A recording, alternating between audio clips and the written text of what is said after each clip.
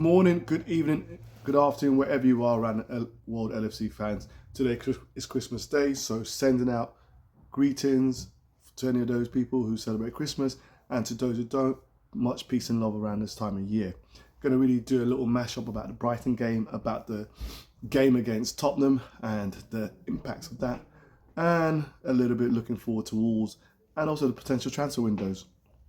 Are we going to see any incomings? Are we going to see any outgoings? What's going to happen with LFC? Talk to you a little bit about that after this.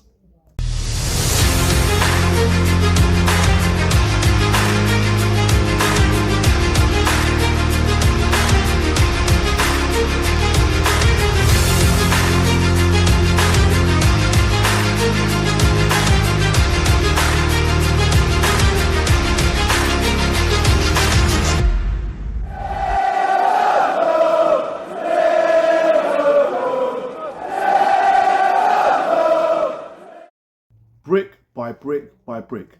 That is what I'm looking to now in terms of Liverpool.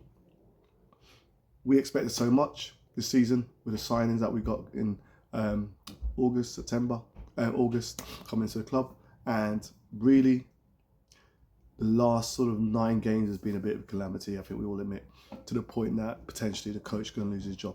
So great to see wins against Brighton 2-0.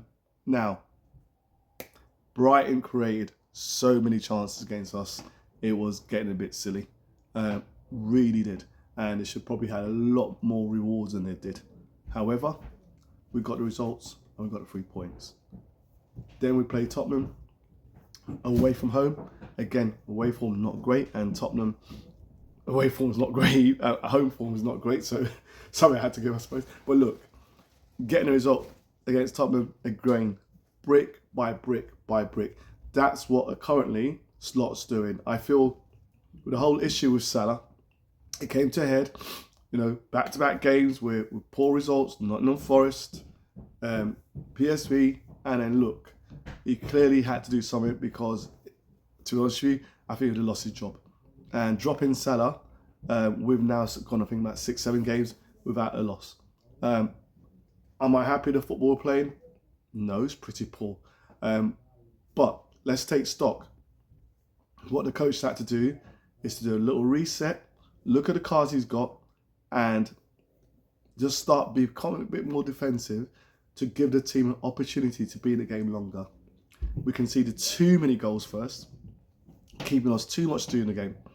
And what we've now seen is that we've now been having an opportunity to be in the game longer. The football is not great. The football is at times very turgid and boring. Almost 5 in midfield.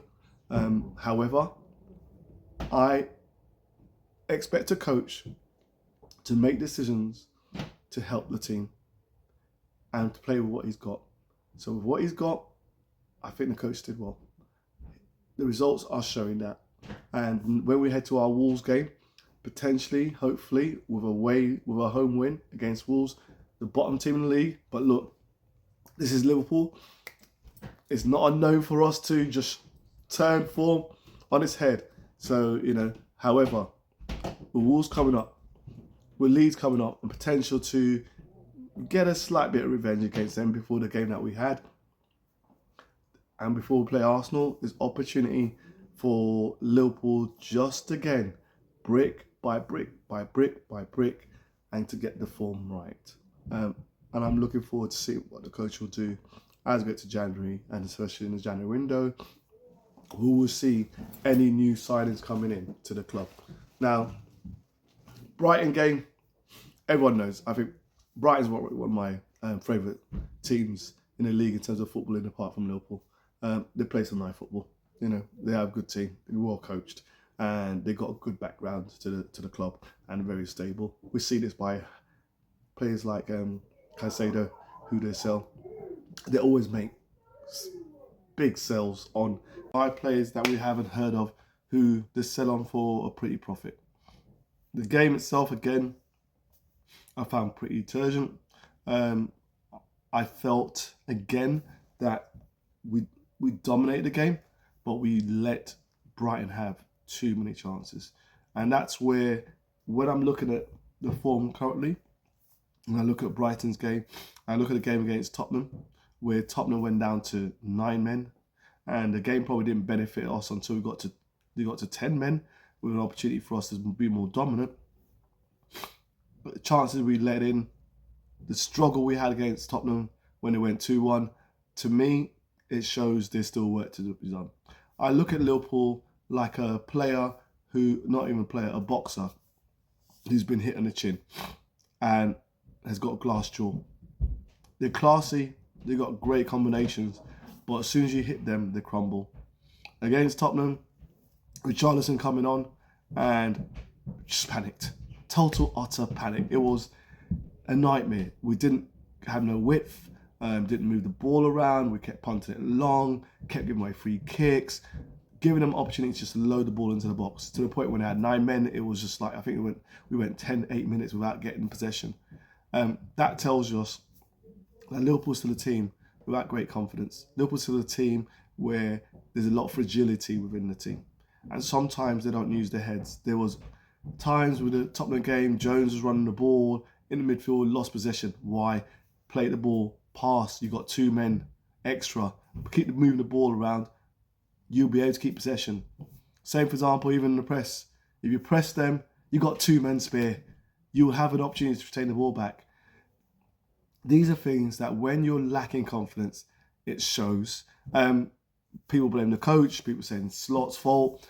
I feel, to be honest with you, it's too easy to do that. There's a goal that Tottenham scored, which was contributed by a swiping kick by Virgil, which he didn't get, which then led to Richarlison scoring a goal. That's not the coach. The coach didn't coach him to do that. That's players making mistakes on the pitch. And most of the season, Liverpool made mistakes that we didn't need to make. We've always caused pressure on ourselves, not because of opposition, but because of things that we've done. Whether it's Kanate doing silly things, making silly mistakes, our goalkeeper making mistakes, whether it's Virgil making mistakes, whether it's midfield, it doesn't matter. We have that within us in the team. So look, to come away with a victory against Brighton, seeing Ekitike getting the goal scoring charts again, fantastic. To see Isak come on and score against Tottenham, fantastic. And to be honest with you, what that showed us is the potential within the team. Isak, I feel, is going to be great for Liverpool. I'm so utterly distraught to what happened to him. I mean, look, I think everyone's got views about a tackle. I think it wasn't necessary. Yes, I understand the defender trying to get in and block a tackle, block a shot, but the shot was well out of the way already. He didn't need to do that. And now we're going to have Isak away for months. We don't know when. It looks like it's a broken fibula. It's just the guy can't get a break. We just had him having a bit of pre-season within the season, getting fit, and then now he's injured. And we're not going to have him for a few weeks.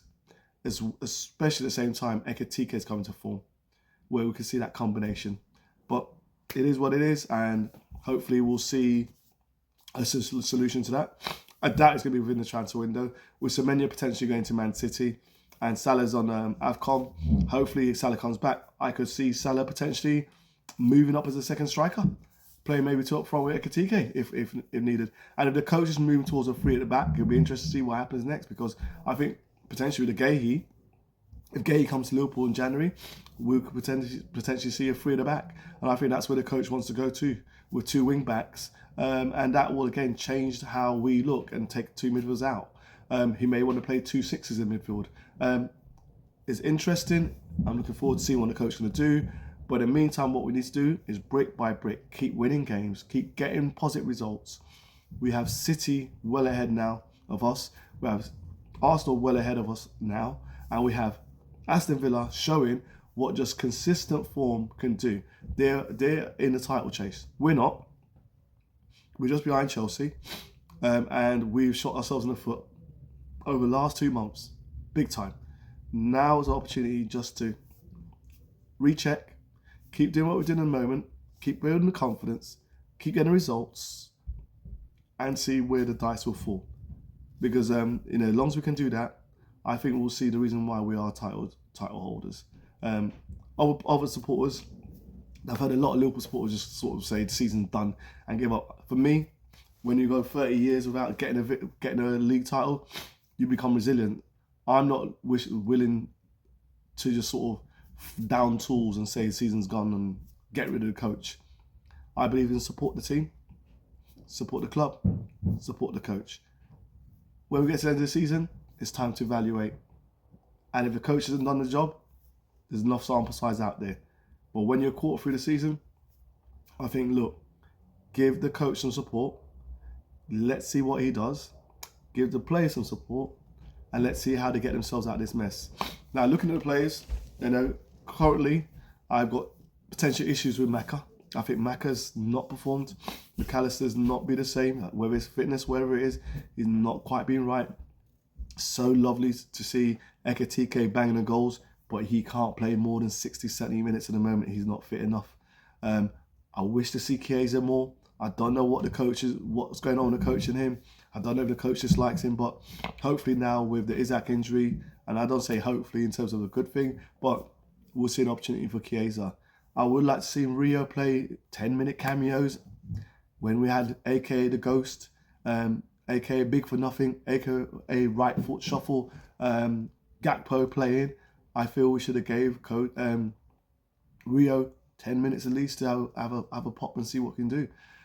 AFCON's here. Salah, obviously we know he's not had a good season. He just scored in the first AFCON game, so his confidence will be right up there. And then we'll see when he comes back. But currently the fact is, while he's been away or while he's been dropped, we've been getting better results, and that is a fact, and he has to accept it. Isaac was talk about his injury, so we won't see him for a few months. Gravenberch has been okay. I feel Gravenberch just needs to not hold the ball too much.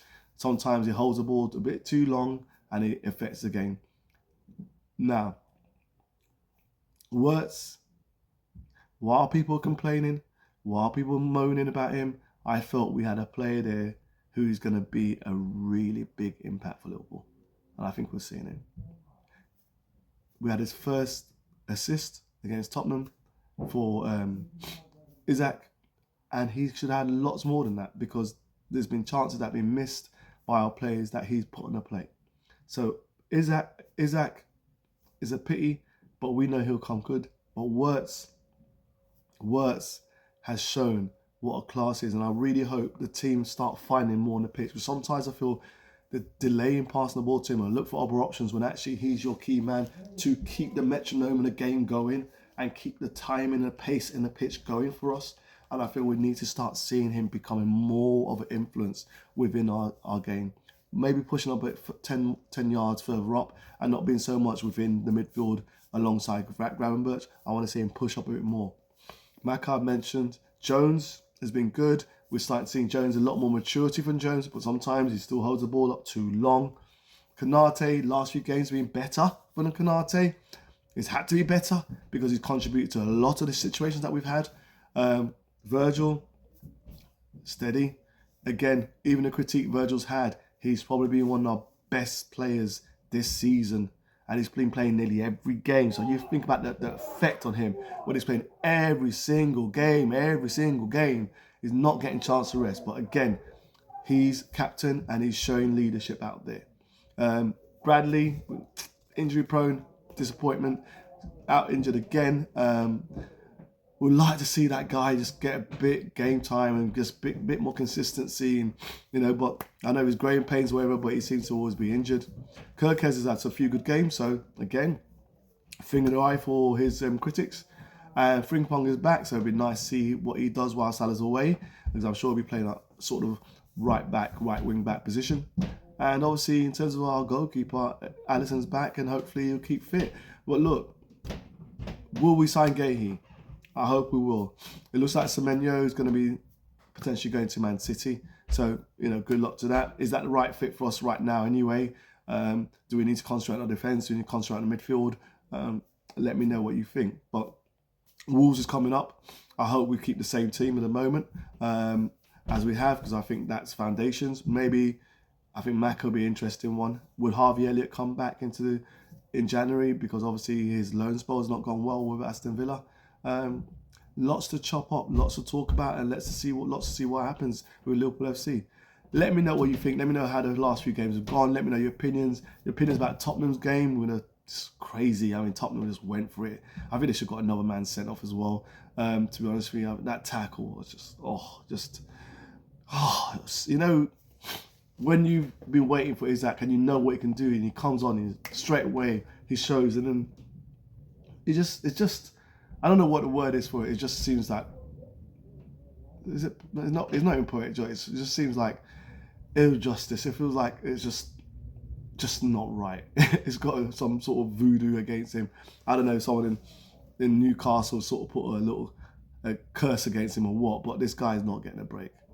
Anyway, season greetings. Have a great day with you and your family. Enjoy. Look forward to the Christmas games after, Boxing Day, etc., etc. Times are hard for everyone, guys. Cost of living is biting for everyone. But always remember, family is the most important thing, yeah? Look after your family. Look after yourself. Please like and subscribe. Click on the notifications. Please check if you're subscribed, because you may well not be. Share. I like to post sort of about what I love, which is football, and I like to share it as much people as possible. So I want to get my way to whatever milestones I want to set myself, which is now about 300 subs. So please click on the notification, like, subscribe, and speak to you on the other side of this.